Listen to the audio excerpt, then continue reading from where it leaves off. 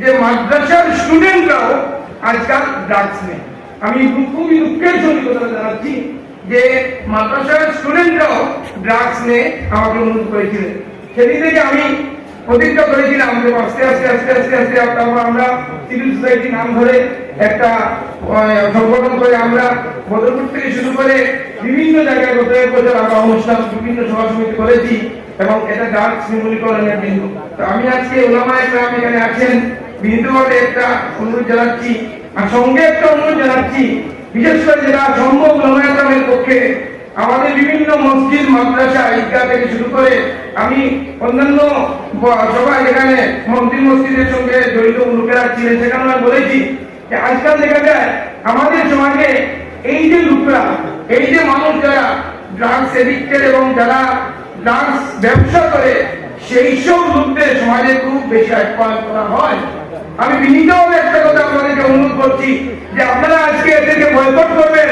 আমাদের মসজিদ অনেক সময় হয় কি মসজিদের বড় চাঁদা দেবে একজন, কিন্তু ব্যবসায়ী কিন্তু কাজ করছে।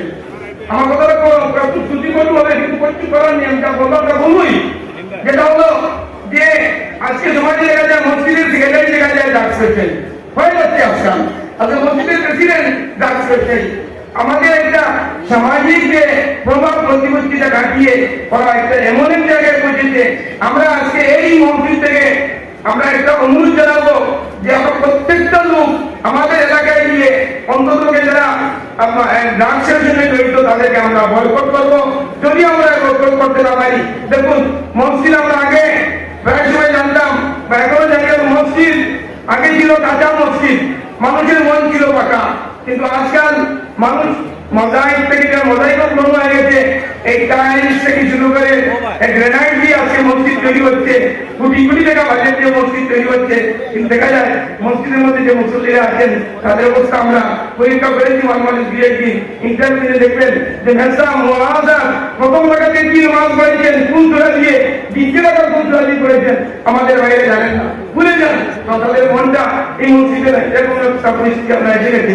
তো আমি বিনীতভাবে এই কথাটা বলতে চাই এই মসজিদে যে আমরা এই ব্যাপারে একটু সতর্ক থাকার চেষ্টা করবো, যাতে এদের আরেকটা ব্যাপার, এটাও আমি ওই ওলামায়ে কেরাম আমাদের কিছু ভাই আছেন একাংশ ওয়াইজ যাদেরকে বলি, তারা আজকে বিভিন্ন জায়গা থেকে সোশ্যাল মিডিয়ার মাধ্যমে তারা এমন ভাবে কিছু কিছু বক্তব্য রাখেন যে নিজের বাহাবা করার জন্য, বাহাবা করানোর জন্য, কিন্তু সমাজের যে ক্ষতি করতে ওরা এ থেকে তারা বিরত থাকেন।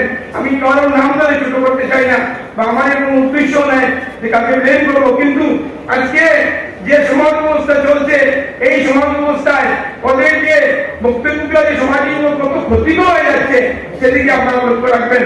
এটুকু বলে আমাকে এই সুযোগটা দেওয়ার জন্য ধন্যবাদ জানিয়ে